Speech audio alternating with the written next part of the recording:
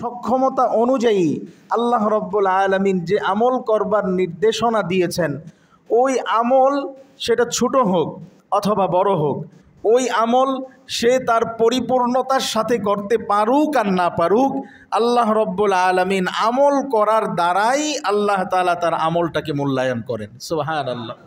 যেমন রাজা এবং কোনো ব্যক্তি যদি মনে করেন চাকরি নিবে, কোনো জায়গায় অ্যাপ্লিকেশন করেছে, দরখাস্ত করেছে, এখন ওই দরখাস্তটার ভিতরে যদি মনে করেন একটা দুইটা ভুল থাকে, আর এই দরখাস্তটাকে যখন সে সাবমিট করবে অফিসে, যখন এটা অফিসে দাখিল করবে, তখন অফিস যারা পরিচালনা দায়িত্বে থাকে তাদেরকে কি এই কথা বলতে পারবে সে যে ভাই আমি তো আমার সক্ষমতা অনুযায়ী এখানে লিখছি, এখানে যদি কোনো ভুল ত্রুটি হয়ে থাকে তাহলে ভুলগুলো সংশোধন করে আমার দরখাস্তটাকে আপনি অ্যাকসেপ্ট করে নিয়েন? এই সুযোগ কি আছে? আছে নাকি? সর্বপ্রথম তার অযোগ্যতার প্রমাণ বের হয়ে যাবে। সে যেই বিষয়ের জন্য, যেই দপ্তরের জন্য আবেদন করেছে, ওই দপ্তরের অনুপযোগী হিসেবে বিবেচিত হবে। কথা ঠিক কিনা? পেয়ারা হাজিরিন, দেখেন আল্লাহ রব্বুল আলামিনের বিধান কত চমৎকার। দুনিয়ার মানুষ সে পূর্ণাঙ্গ কাজ সম্পন্ন করার পরেও তো অনেকাংশে মূল্যায়ন করে না। আর আল্লাহ রব্বুল আলামিনের বিধান দেখেন, কোনো মানুষ নামাজের জন্য দাঁড়াইছে, কোনো মানুষ নামাজের জন্য দাঁড়াইছে, দাঁড়ানোর পরে 4 রাকাত বিশিষ্ট নামাজের জন্য সে দাঁড়াইল। দাঁড়ানোর পরে সে রাকাত নিয়ে একটা হেজিটেশনের ভিতরে পড়ে গেল, একটা সংশয়ের ভিতরে সে পড়ে গেল। সে কি 4 রাকাত পড়লো না 3 রাকাত পড়লো? এই ধরনের সংশয় হয় কি না? আমাদের হয় কি না? কম হয় না বেশি হয়? মাঝে মধ্যেই হয় আমাদের, হয় না মুহতারাম হাজিরিন? তো আল্লাহ রব্বুল আলামিনের বিধান দেখেন কত চমৎকার, যে বান্দা সে তার প্রয়োজনীয় কাজকর্ম রেখে, সে তার অফিস রেখে, আদালত রেখে, তার ব্যবসা বাণিজ্য রেখে, তার ক্ষেত খামার রেখে নামাজে বড় কষ্ট করে দাঁড়ায়। বান্দা তার নামাজের রাকাত নিয়ে প্যাচ লেগে যাবে, সন্দেহে পতিত হবে। আর আল্লাহ রব্বুল আলামিন এ নির্দেশ দেয় নাই যে কেন তোমার নামাজের ভিতরে সন্দেহ তুমি পতিত হলে, তুমি আবার তোমার নামাজকে দুহরিয়ে পুনরায় তোমার নামাজকে আদায় করো। এ নির্দেশনা আল্লাহ তাআলা দেন নাই, বরং এই নির্দেশনা দিয়েছেন, দেখো তুমি তো কষ্টের সাথে নামাজে দাঁড়িয়েছ, হতে পারে তোমার নামাজের ভিতরে সন্দেহ, হতে পারে তোমার রাকাত নিয়ে সন্দেহ, কিন্তু তোমাকে আমি বিধান দিয়ে দিলাম, তুমি যে আমার ডাকে সাড়া দিয়ে দাঁড়িয়ে গেলে, সমস্ত ব্যস্ততাকে উপেক্ষা করলে, আমি এ নির্দেশনা দিলাম যে তুমি স্থির করবে যে তুমি কি 2 রাকাত পড়েছ না 3 রাকাত পড়েছ। এরপরে তোমার মন যেটার ব্যাপারে গালেব হবে, তোমার মন যেটার ব্যাপারে সাক্ষ্য দিবে যে না আমি 3 রাকাতই পড়েছি, তাহলে তোমাকে শরীয়ত 3 রাকাত হিসেবেই বিবেচিত করতে বলেছে। বলেন সুবহানাল্লাহ। আল্লাহ তাআলা এটা বলেন নাই যে আবার নতুন করে তুমি নামাজ পড়ো। আরেকটা মাসআলা বলি, দেখেন আল্লাহ তাআলা বান্দার আমলগুলোকে কেমন মূল্যায়ন করেন। বান্দার তো উচিত ছিল যে যেই মালিক তাকে সৃষ্টি করেছে সেই মালিকের সামনে দাঁড়াবে, তার নামাজে কেন ভুল হবে? যিনি আমাকে, আপনাকে, আমাদেরকে হাত দিলেন, চোখ দিলেন, পা দিলেন, সব কিছু যিনি দিলেন, এরপরেও কেন আমরা তার সামনে উদাসীন থাকব? উচিত তো ছিল এখানে পানিশমেন্ট দেওয়ার। কথা ঠিক কিনা? এখানে পানিশমেন্ট না দিয়ে কত সুন্দরভাবে বান্দার আমলগুলোকে মূল্যায়ন করে নিলেন। আরেকটা মাসআলা বলি, দেখেন আল্লাহ তাআলা কতটা বান্দার প্রতি ইহসান করেছেন, করুণা করেছেন।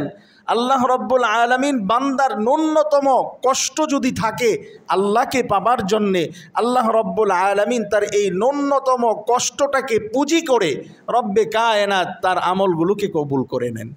যেমন একজন মানুষ কোথাও গিয়েছে, সে কিবলা নির্ণয় করতে পারতেছে না, পশ্চিম কোন দিকে এটা নির্ণয় করতে পারতেছে না, অথবা রাত হয়ে গেছে, অন্ধকারাচ্ছন্ন, এই রাতে অন্ধকারাচ্ছন্ন রাত্রে সে কিবলা নির্ণয় করতে পারতেছে না। শরীয়তের হুকুম কি দেখেন? শরীয়তের হুকুম হচ্ছে সে মনে মনে স্থির করবে, মনে মনে স্থির করে নিবে, তার মন যেই দিকে কিবলা বলে সাক্ষ্য প্রদান করবে সে ওই দিকে ফিরেই নামাজ আদায় করবে। বলেন সুবহানাল্লাহ। এখন কেউ যদি 4 রাকাত নামাজের জন্য নিয়ত করে, তার ক্যাবলা, প্রকৃতপক্ষে ক্যাবলা সে গলত ভুল করে অন্যদিকে দাঁড়িয়েছে, 2 রাকাত পড়ার পরে তার স্মরণ হয়েছে, অথবা আকাশ পরিষ্কার হয়ে গিয়েছে, আগে অন্ধকারাচ্ছন্ন ছিল, আকাশটা 2 রাকাত পড়তেই একেবারেই পরিষ্কার হয়ে গিয়েছে। আর পরিষ্কার হওয়া মাত্রই সে তো বুঝে ফেললো যে ভাই আমি তো আসলে পশ্চিম বাদ দিয়ে পূর্ব দিকে ফিরে আমি নামাজ আদায় করতেছি। এই যে স্মরণ হয়ে গেল, অথচ সে কয় রাকাত পড়েছে? 2 রাকাত নামাজ সে পড়ে ফেলেছে। এরপরে সে কিবলা সম্পর্কে জ্ঞাত হয়েছে। আল্লাহ রব্বুল আলামিন এই ক্ষেত্রে বিধান দিয়েছেন যে দেখো বান্দা, তুমি কষ্ট করে দাঁড়িয়েছ, 2 রাকাত নামাজ তুমি পড়ে ফেলেছ, তুমি কিবলা যদিও তোমার ভুল হয়েছে, এখন তুমি সঠিক কিবলা পেয়েছ, তোমাকে এখন শুরু থেকে নামাজ আদায় করতে হবে না, বরং তুমি আস্তে করে তোমার কিবলার দিকে তোমার মুখ ফিরিয়ে বাকি নামাজ আদায় করে নাও। বলেন সুবহানাল্লাহ। কতটা মূল্যায়ন আল্লাহ তাআলা করেছেন। শুধু তাই না, দেখেন আমি আপনি দাঁড়িয়েছি নামাজের ভিতরে, অনিচ্ছাকৃতভাবে ভুলবশত কোনো ব্যক্তির যদি এক বা একাধিক ওয়াজিব ছুটে যায়, এক বা একাধিক ওয়াজিব যদি কারোর থেকে ছুটে যায়, শরীয়তের হুকুম কি? সে কি করবে? কি করবে? মাশাআল্লাহ, বলতে পারতেছি না আমরা। শরীয়তের সাথে আমাদের এই যে সম্পর্ক, এই গ্যাপসের কারণে ভাই আমাদের উন্নতি হচ্ছে না। আমরা আমাদের দিন চলে যাচ্ছে, বছর চলে যাচ্ছে। আমি একটা মাসআলা সম্পর্কে 2 বছর আগেও জানতাম না, 2টা বছর আমার থেকে চলে গেল, পরবর্তী বছরেও আমি ওই মাসআলা সম্পর্কে জ্ঞান অর্জন করতে পারলাম না। অথচ আমার দৈনন্দিন জীবন যাপনের ক্ষেত্রে, অথচ আমার প্রয়োজনীয় যেই আসবাবপত্রের প্রয়োজন, সব কিছু সম্পর্কে কিন্তু আমি পরিপূর্ণ জ্ঞান নিয়ে নিলাম। দলিল বুঝতাম না, যে দলিল বুঝে ফজরের আগে তার কাছে চলে যাইতাম, যায় দলিল বুঝে নিতাম। কোনো ব্যবসা বুঝতাম না, যে ব্যবসা বুঝে তার কাছে যাইতাম। এই যে তলব, দুনিয়া অর্জনের তলবটা আমাদের ভিতরে পরিপূর্ণ আছে, কিন্তু দিন বুঝার তলব আমাদের ভিতরে না থাকার কারণে ধর্মীয় লাইনে আমাদের বছর চলে যায়, মাস চলে যায়, এমনকি জীবন চলে যায়, কালেমা অশুদ্ধ রাখা অবস্থায় আমাদের মৃত্যু চলে আসে। কথা ঠিক কিনা? এজন্য মহতারাম হাজরিন, একটু সচেতন হন। সচেতনতা বোধ যেন আপনাদের ভিতরে কাজ করে। আপনি দুনিয়ার লাইনে উন্নতির যেমন হিসাব ক্যালকুলেশন আপনি করেন, দিনের লাইনে আপনার উন্নতি অগ্রগতি হচ্ছে কিনা এটারও একটা ক্যালকুলেশন করা দরকার। কথা ঠিক কিনা? এটা যাদের আছে তারাই সচেতন, তাদেরকে আল্লাহ তাআলা সহযোগিতা করবেন। হাদিসে পাকে এটা আছে, যে ব্যক্তি জানা জ্ঞান অনুপাতে আমল করে, আল্লাহ রব্বুল আলামিন অজানা জ্ঞান তাকে দান করে দেন। বলেন সুবহানাল্লাহ। এজন্য মুহতারাম হাজরিন, এই তলব যেন আমাদের ভিতরে কাজ করে। যেটা বলতেছিলাম, যে কোনো ব্যক্তি যদি এক বা একাধিক ওয়াজিব তার থেকে ভুলবশত ছুটে যায়, শরীয়তের হুকুম হচ্ছে যে সে শেষ বৈঠকে প্রথম একটা সালাম ফিরিয়ে 2টা সাজদা দিবে। শরীয়তের পরিভাষায় এই সাজদাকে সাজদাতুস সাহবি বা ভুলের সাজদা হিসেবে বিবেচিত করা হয়েছে, সংজ্ঞায়িত করা হয়েছে। কেউ যদি এই সাজদায় সাহু দিয়ে দেয়, তাহলে এক বা একাধিক ওয়াজিব ছুটে যাওয়া সত্ত্বেও তার নামাজটা কবুল হয়ে যাইতেছে। বলেন সুবহানাল্লাহ। তাহলে একটু চিন্তা করে দেখুন, বান্দার সময়ের প্রতি আল্লাহ রব্বুল আলামিন কি পরিমাণ কালক্ষেপণ করেছেন, আল্লাহ রব্বুল আলামিন কতটা যত্নশীল হয়েছেন, যে বান্দা নামাজে দাঁড়িয়েছে, নামাজে ভুল হয়ে গিয়েছে, রাখাত নিয়ে সংশয় হয়ে গিয়েছে, কিবলা নিয়ে সংশয়ের ভিতরে বান্দা পতিত হয়েছে, বান্দাকে নতুন করে আর ওই নামাজ বা ওই ইবাদত করতে হবে না, বরং আমি বিধান দিয়ে দিয়েছি, তার সময়ের তো দাম আছে, তার আমলের তো দাম আছে, ওই আমলটাকেই আমি রিফিয়ার করে রব্বে কারিম এটাকে কবুল করে নিব। বলেন সুবহানাল্লাহ। এতটা মূল্যায়ন আল্লাহ রব্বুল আলামিন করেন। কালামে হাকিমে আল্লাহ তাআলা এটাই বলেছেন, ফামান ইয়ামাল মিসকালা যাররাতিন খায়রান ইয়ারা। আল্লাহ রব্বুল আলামিন বলেন, তোমাদের ভিতরে কেউ যদি সরিষার দানা পরিমাণ কোনো নেক আমল করে, আল্লাহ রব্বুল আলামিন কিয়ামতের ময়দানে এই আমলটাকে তার সামনে পেশ করবেন। বলেন সুবহানাল্লাহ। শুধু তাই না, আল্লাহ রব্বুল আলামিন এটাও বলেন, ইন্নী লা উযীউ আমালা আমিলিন মিনকুম মিন যাকারিন আও উনসা। আল্লাহ রাব্বুল আলামিন বলেন, তোমাদের ভিতরে কোনো ব্যক্তি, চাই সে মুমিন হোক, চাই সে মুমিনা হোক, সে নর হোক অথবা নারী হোক, সে যদি ভালো কোনো কাজ করে, আমি রব্বুল আলামিন তার ওই কাজটাকে কখনোই নষ্ট করব না। বলেন সুবহানাল্লাহ। বান্দা ছোট্ট একটা নেকির আমল করবে, বান্দা পুণ্যময় একটা ছোট্ট আমল করবে, আখিরাতে এটার প্রতিদান আল্লাহ তাআলা দিবেন না, এটা কখনোই হতে পারে না। বরং আল্লাহ রাব্বুল আলামিন বলতেছেন, মান জাআ বিল হাসানাতি ফালাহু আশরু আমসালিহা, যে কোনো ব্যক্তি যদি ভালো কল্যাণকর একটা কাজ করে আসে, আর ওই কাজের ভিতরে যদি ইখলাসের উপস্থিতি থাকে, ওই কাজের ভিতরে যদি কোনো মানুষকে দেখানো উদ্দেশ্য না হয়, একমাত্র শুধুমাত্র আল্লাহকে সন্তুষ্ট করবার লক্ষ্যে যদি বান্দা আমল করে, নবীজি সাল্লাল্লাহু আলাইহি ওয়াসাল্লামের প্রদর্শিত পন্থায় সে যদি আমল করে, আল্লাহ রাব্বুল আলামিন বলতেছেন অনুরূপ 10টা নেকির ফজিলত, অনুরূপ 10টা নেকির সওয়াব আমি তার আমল নামায় দান করব। আমল করবে বান্দা, একটা নেকি দিবে কয়টা? 10টা। শুধু তাই না, হাদিসে পাকে আল্লাহ রাব্বুল আলামিনের হাবিব বলেন, বান্দার আমল যদি সুন্নত তরিকায় হয়, নবীজি সাল্লাল্লাহু আলাইহি ওয়াসাল্লামের দেখানো পন্থা অনুযায়ী হয়, আল্লাহ রাব্বুল আলামিন বিগাইরি হিসাব, হিসাব সারা নেকি তার আমল নামায় দান করেন। পেয়ারা হাজিরিন, এজন্যে বান্দার আমলের ভিতরে যত বেশি কোরবানি হবে, বান্দার আমলের ভিতরে আল্লাহর সন্তুষ্টি অর্জন যত বেশি লক্ষ্য হিসেবে বিবেচিত হবে, আসমানের মালিক তার আমলগুলোকে তত বেশি মূল্যায়ন করবেন। আল্লাহ রাব্বুল আলামিন তার অবস্থার মূল্যায়ন তার ত্যাগ তিতিক্ষার উপরে ভিত্তি করে করবেন। একটি ঘটনা বলি, সাহাবায়ে কেরাম রিজওয়ানুল্লাহি তাআলা আলাইহিম আজমাইনদের মধ্য থেকে একজন সাহাবী ছিলেন, যার নাম ছিল আব্দুল্লাহ বিজদাইন। আব্দুল্লাহ বিজদাইন রাদিয়াল্লাহু তাআলা আনহু অনেক বড় মাপের একজন ধনাঢ্য পরিবারের একজন ছেলে ছিল, যুবক ছিল।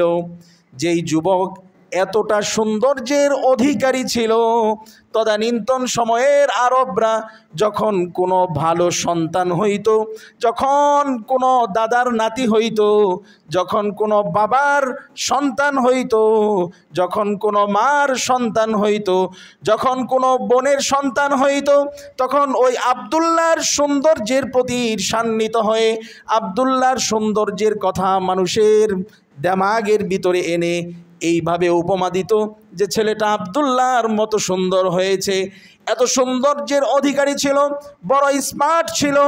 তখন তদানীন্তন সময়ের মক্কা নগরীতে সবচাইতে দামি দামি কাপড়গুলো আব্দুল্লাহর শরীরের ভিতরে শোভা পাইত।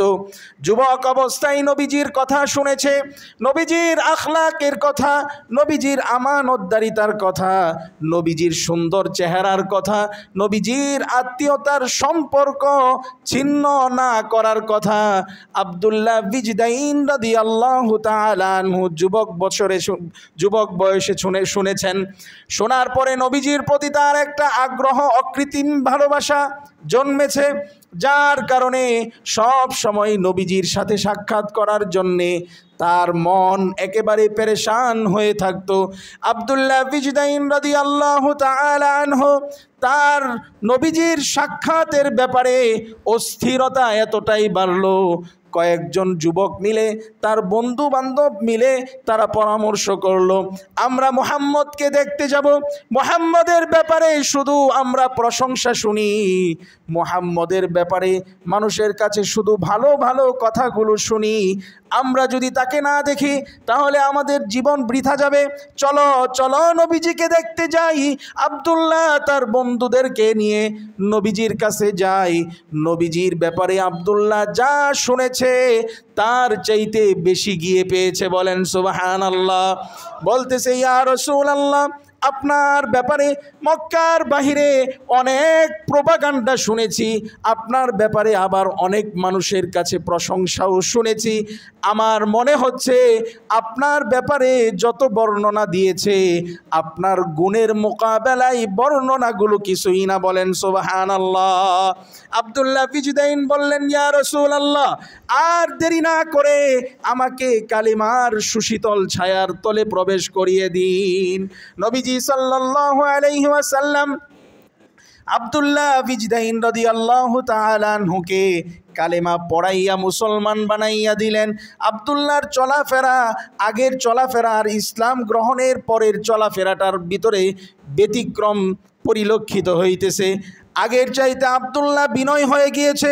আগের চাইতে আব্দুল্লাহ চলাফেরার ক্ষেত্রে অনেক তাহকিক করে অনেক কিছু বাছাই করে চলে, যার কারণে তার চাচার ভিতরে একটা সন্দেহের উদ্রেক হলো। আব্দুল্লাহকে জিজ্ঞেস করে ফেললেন, আব্দুল্লাহ, তুমি কি মুসলমান হয়ে গিয়েছো নাকি? তোমার আচার আচরণ, চলাফেরা, ওঠা বসা এইগুলো তো সুদূর মক্কা নগরীর মুহাম্মদের ব্যাপারে যা শুনতেছি তার আদর্শের সাথে তোমার চলাফেরাগুলোর কথা মিলে যায়। আব্দুল্লাহ বললেন, আর ইসলাম আনয়নের কথাটাকে গোপন রাখা যাবে না। চাচাকে অকপটে বলে দিলেন। তিনি জানতেন তার ব্যাপারে যদি, তার ইসলাম গ্রহণের ব্যাপারে যদি তার চাচা জানে, তার উপরে অকথ্য নির্যাতন নিপীড়ন শুরু হয়ে যাবে। সব কিছুকে উপেক্ষা করে চাচাকে অকপটে বলে দিলেন, জি চাচা, আমি মুহাম্মদের আনিত দিন অর্থাৎ ইসলাম গ্রহণ করে ফেলেছি। চাচা রাগান্বিত হয়ে গেলেন যে তোমার বাবার ইন্তেকালের পর থেকে আমি তোমাকে লালন পালন করতেছি, তোমার কোনো চাওয়াকে আমি অপূরণ রাখি নাই, সমস্ত চাওয়া আমি পাওয়ায় পরিণত করেছি। তুমি কি কারণে মুহাম্মদের দিন, মুহাম্মদের ধর্ম গ্রহণ করলে? আব্দুল্লাহ বললেন, আমার কাছে ভালো লেগেছে, মুহাম্মদের চাইতে উত্তম মানুষ আমার এই দুই চোখ দিয়ে কোনো দিন দেখি নাই। চাচা রাগান্বিত হয়ে বললেন, মুহাম্মদের দিন ছেড়ে যাও, না হলে তোমাকে আমি শাস্তির সম্মুখীন করব, তোমাকে আমি ঘর থেকে বের করে দিব। আব্দুল্লাহ বললেন, যা ইচ্ছে তাই করুন, দ্বিতীয়বার কুফরিতে ফিরে যাওয়া আমার পক্ষে সম্ভব না। চাচাকে যখন জবাব দিয়ে দিলেন, চাচা বলতেছে, চাচা বাতিজার উপরে যে সকল অনুগ্রহ করেছে, অনুগ্রহের কথা স্মরণ করে বাতিজাকে দুর্বল করার জন্য ভিন্ন কৌশলে বলতে লাগলো, তোমার গায়ের ভিতরে পরিহিত যে পোশাকটা আছে, এই পোশাকটাকেও কিন্তু আমি কিনে দিয়েছি। তুমি যদি আমার কথা না শোনো তাহলে তোমার পোশাকটাকে খুলে আমি বিবস্ত্র অবস্থায় উলঙ্গ করে তোমাকে ঘর থেকে বের করে দিব। আব্দুল্লাহ একই উত্তর করলেন, যা মন চাই করেন, আমার কোনো আপত্তি নাই, আমি দ্বিতীয়বার কুফরিতে ফিরে যেতে পারবো না। আব্দুল্লাহর চাচা রাগান্বিত হয়ে আব্দুল্লাহ রাদিয়াল্লাহু তাআলা আনহুর হাত পা বেঁধে অনেক মারধর করার পরে তার দেহের ভিতরে যেই কাপড় ছিল সেই কাপড়টাকে খুলে বিবস্ত্র করে ঘাড় ধাক্কা দিয়ে আব্দুল্লাহকে ঘর থেকে বের করে দেয়। আব্দুল্লাহ রাদিয়াল্লাহু তাআলা আনহুকে ঘাড় ধাক্কা দিয়ে ঘর থেকে বের করে দেওয়ার পরে আব্দুল্লাহ রাদিয়াল্লাহু তাআলা আনহুর মা পাশে দাঁড়িয়ে দাঁড়িয়ে দেখতেছিলেন কি করবে। সে তো বিধবা ছিল, তার স্বামী তো মারা গিয়েছে, মা অন্তর জ্বালা নিয়ে কলিজা পুড়ে যাচ্ছে এই সন্তানের জন্য মা আক্ষেপের সাথে চিন্তা করতেছে, আজকে যদি আমার স্বামী জীবিত থাকতো তাহলে তো আমার সন্তানের সাথে এই আচরণ করতে পারতো না। মোহতারাম হাজরিন, আমাদের সমাজের ভিতরেও বিধবা নারীদেরকে এত অবহেলা করা হয়। একটা মেয়ে তার স্বামী যদি কোনো কারণে মারা যায় তাহলে সমাজ থেকে মহিলারা, পুরুষরা, বাবার দিক থেকে, শ্বশুরের দিক থেকে এমন অকথ্য অযাচিত কথায় তাকে বকাঝকা করা হয় যে স্বামী খেকু, যে তোর কারণে আমার সন্তানটা মারা গিয়েছে, এইভাবে অভিশাপ দিতে থাকে, তুই যাইতে পারস না, তুই মরতে পারস না। এই ধরনের কথা আমাদের সমাজে প্রচলিত আছে না নাই? আছে, ব্যাপক হারে আছে। অথচ দেখেন নবীজি সাল্লাল্লাহু আলাইহি ওয়াসাল্লাম এই বিধবা নারীদেরকে কতটা মূল্যায়ন করেছেন। নবীজি সাল্লাল্লাহু আলাইহি ওয়াসাল্লামের জীবনের প্রথম স্ত্রীর নাম কি আপনারা জানেন? নাম কি? খাদিজাতুল কুবরা রাদিয়াল্লাহু তাআলা আনহা। তিনি কি ছিলেন? তিনি বিধবা ছিলেন। নবীজি সাল্লাল্লাহু আলাইহি ওয়াসাল্লাম উম্মতে মুহাম্মদীকে এটাই শিক্ষা দিয়েছেন, ইসলাম পৃথিবীতে আসার পূর্বে নারীরা সবচাইতে অবহেলিত ছিল, সবচাইতে ভোগের পাত্রে রূপান্তরিত হয়েছিল। নারীদের অধিকার বলতে তখন কিছু ছিল না। নবীজি সাল্লাল্লাহু আলাইহি ওয়াসাল্লাম আসার পরে আরবের ভিতরে বিধবা নারীদেরকে সবচাইতে হেয় প্রতিপন্ন করা হইতো, বিধবা নারীদেরকে সর্ব ধরনের সুবিধা বঞ্চিত করা হইতো। নবীজি সাল্লাল্লাহু আলাইহি ওয়াসাল্লাম জীবনের প্রথম বিবাহ তিনি বিধবাকে করে সমস্ত পৃথিবীবাসীকে জানান দিয়ে দিয়েছেন, দেখো বিধবা নারীর মর্যাদা আল্লাহ রব্বুল আলামিন আমার মাধ্যমে প্রতিষ্ঠিত করে দিয়েছেন। বলেন সুবহানাল্লাহ। কেমন প্রতিষ্ঠিত করেছেন? হাদিসে পাকে আছে, আল্লাহর নবী সাল্লাল্লাহু আলাইহি ওয়াসাল্লাম বলেন, একজন বিধবা নারী, এই বিধবা নারী সে যার চেহারাটা মসৃণ হয়ে গিয়েছে, যার চেহারার ভিতরে কালো দাগ হয়ে গিয়েছে, এটা এ কারণে যে তার স্বামীর ইন্তেকালের পরে তার সন্তানগুলোকে মানুষ করবার জন্যে, তার রেখে যাওয়া সম্পদগুলোকে হিফাজত করবার জন্যে, সন্তানগুলোকে প্রাপ্ত বয়সকে উপনীত করবার জন্যে সে অন্যত্র বিবাহ বসে না। আল্লাহর নবী বলেন, এমন নারী কিয়ামতের ময়দানে আমি মুহাম্মদুর রাসূলুল্লাহ সাল্লাল্লাহু আলাইহি ওয়াসাল্লামের এত কাছাকাছি থাকবে। হাদিসে বলেন মধ্যমা আঙ্গুল এবং এই শাহাদাত আঙ্গুল দিয়ে এইভাবে বলছেন যে তার মাঝে আর আমার মাঝে মাত্র এতটুকুন জায়গা খালি থাকবে, সে আমার এত কাছাকাছি চলে আসবে। বলেন সুবহানাল্লাহ। এটা তো গেল একজন বিধবা নারী, সে তার ইজ্জত আবরুকে, তার সন্তানের জন্যে, তার বংশীয় আধিপত্য, টাকা পয়সা সব কিছু থাকার পরেও সন্তানকে মানুষ করবার জন্যে সে অন্যত্র বিবাহে বসলো না, এমন নারীর এই ফজিলত। আর যারা এই বিধবা নারীদেরকে লালন পালন করবে, হাদিসে পাকে আছে আল্লাহর নবী সাল্লাল্লাহু আলাইহি ওয়াসাল্লাম বলেন, আস-সাঈ আলাল আরমালাতি ওয়াল মিসকিন কাল মুজাহিদি ফি সাবিলিল্লাহ আবিল কাইমিল লাইল ওয়াস সাইমিন নাহার। নবীজি বলেন, যে ব্যক্তি বিধবা নারীদেরকে সহযোগিতা করবে, বিধবা নারীদের খোরপোশের দায়িত্ব নিবে, অথবা বিধবা নারীদের দারিদ্র উন্মোচনের লক্ষ্যে একটা মেশিন কিনে দিবে, একটা সেলাই মেশিন কিনে দিয়ে বলবে যে তুমি বাড়িতে এটা দিয়ে কাজ করো, বাড়ির আশপাশের মহিলাদের কাজগুলো করে তোমার সংসারটাকে পরিচালিত করো, অথবা একটা গরু কিনে দিয়ে বলল, একটা গবাদি পশু কিনে দিয়ে বলল যে এটার দুধ দহন করে তুমি নিজের জীবনকে পরিচালনা করো। আল্লাহর নবী বলেন, এই চেষ্টাটা যারা করবে, যারা এই বিধবা নারীদের সহযোগী হবে, আল্লাহর নবী বলেন যে আল্লাহ তাআলা তাদেরকে আল্লাহর রাস্তায় জিহাদ করলে, রাতভর জেগে থেকে দাঁড়িয়ে দাঁড়িয়ে নফল ইবাদত করলে এবং দিনের বেলায় পুরা দিন রোজা রাখলে যেই নেকি হবে, আল্লাহ রব্বুল আলামিন সমষ্টি নেকি বিধবা নারীকে সাহায্যকারীর আমল নামায় দান করেন। তাহলে কি পরিমাণ ফজিলতের কথা আল্লাহর নবী সাল্লাল্লাহু আলাইহি ওয়াসাল্লাম বলেছেন। আর আমাদের সমাজে বিধবা নারীদেরকে অযাচিত ভাষায়, তাদেরকে অকথ্য ভাষায় তাদেরকে গালিগালাজ করা হয়, তাদেরকে অভিশাপের কারণ মনে করা হয়। শ্বশুর শাশুড়ি মনে করে যে তোর কারণেই আমার সন্তানটা মারা গিয়েছে, তুই মরতে পারস না, এই ধরনের কথা বলে অভিশাপ দেয়, অভিসম্পাত করে। আল্লাহর নবী সাল্লাল্লাহু আলাইহি ওয়াসাল্লাম বিধবাদের সাথে সৎ আচরণ করার নির্দেশনা দিয়েছেন। আল্লাহ আমাদেরকে বুঝবার তৌফিক দান করুন।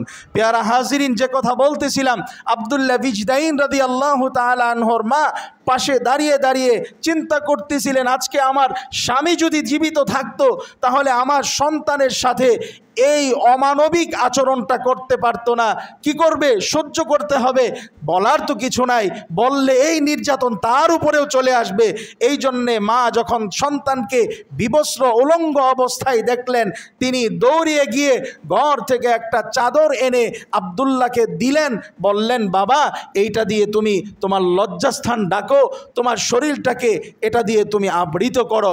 হযরতে আব্দুল্লাহ বিজদাইন রাদিয়াল্লাহু তাআলা আনহু দেখেন, যার জন্যে শরীরের কাপড় দেহ থেকে খুলে ফেলা হয়েছে, যার জন্যে এত আড়ম্বরপূর্ণ জিন্দিগি থেকে একেবারেই কষ্টের একটা জীবনে নিপতিত হওয়া লেগেছে, এই আব্দুল্লাহ বিজদাইনের এই কষ্টটাকে আল্লাহ তাআলা কিভাবে মূল্যায়ন করেছেন একটু চিন্তা করে দেখুন। পেয়ারা হাজিরিন, আব্দুল্লাহ বিজদাইন রাদিয়াল্লাহু তাআলা আনহু ঘর থেকে বের হওয়ার পরে চিন্তা করতেছিলেন কি করবে, কোথায় যাবে, কার কাছে যাবে।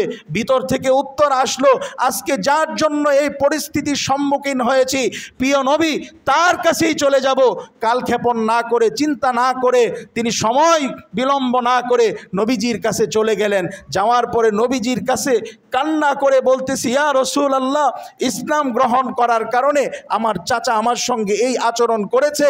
আল্লাহর নবী তাকে জড়িয়ে ধরে কান্না করতেছেন আর তাকে সান্ত্বনার বাণী শোনাচ্ছেন, আব্দুল্লাহ তোমার উপরে এই আধার বেশি দিন থাকবে না, আল্লাহ তাআলা তোমাকে অচিরেই পুরস্কৃত করবেন। বলেন সুবহানাল্লাহ।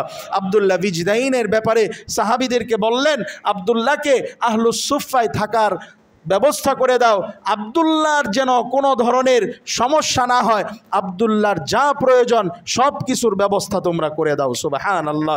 পেয়ারা হাজিরিন, আহলুস সুফফায় আব্দুল্লাহ রাদিয়াল্লাহু তাআলা আনহু থাকতে লাগলেন। তিনি ঘর বাড়ি সব কিছু আড়ম্বরপূর্ণ জিন্দিগি যাপন।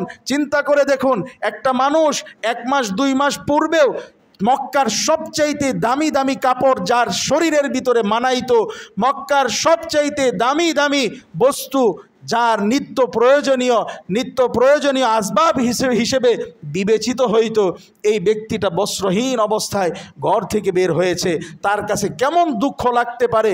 এই দুঃখ দুর্দশার কারণে হতভম্ব হয়ে মাঝে মধ্যে আব্দুল্লাহ বিজদাইন রাদিয়াল্লাহু তাআলা আনহু জুড়ে জুড়ে চিৎকার করে করে আল্লাহ আল্লাহ আল্লাহ এইভাবে তিনি জিকির করতেন। হযরতে উমর রাদিয়াল্লাহু তাআলা আনহু একদিন আব্দুল্লাহকে বললেন, আব্দুল্লাহ তুমি জিকিরটাকে তো আরেকটু আস্তে করলেও পারো।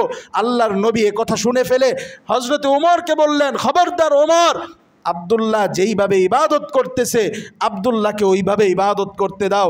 আব্দুল্লাহ যা কিছু করে, আব্দুল্লাহ যেইভাবে ইবাদত করে সব ইবাদতের ভিতরে ইখলাস আছে। বলেন সুবহানাল্লাহ। তার একমাত্র শুধুমাত্র উদ্দেশ্য থাকে আল্লাহকে সন্তুষ্ট করা। সুতরাং আব্দুল্লাহকে থামায়ও না, ওকে ওর মতো করে ইবাদত করতে দাও। পেয়ারা হাজিরিন, জীবনের শেষ লগ্নে আব্দুল্লাহকে আল্লাহর নবী সাল্লাল্লাহু আলাইহি ওয়াসাল্লাম আল্লাহ রাব্বুল আলামিন এমন মূল্যায়ন করেছেন যে নবীজি এক যুদ্ধে গিয়েছেন, যেই যুদ্ধে হযরতে আব্দুল্লাহ বিজদাইন রাদিয়াল্লাহু তাআলা আনহু অসুস্থ হয়ে গেলেন। অসুস্থতার সংবাদ যখন নবীজির কাছে পৌঁছাইল, তখন বড় বড় সাহাবী হযরতে আবু বকর, উমর রাদিয়াল্লাহু তাআলা আনহুমা তাদেরকে নিয়ে আব্দুল্লাহকে দেখতে আসলেন। আব্দুল্লাহকে যখন দেখতে আসলেন, তখন জীবনের একেবারে সন্ধিকালে আব্দুল্লাহ চলে গিয়েছে, মৃত্যুর কোলে একেবারেই ঢলে পড়ে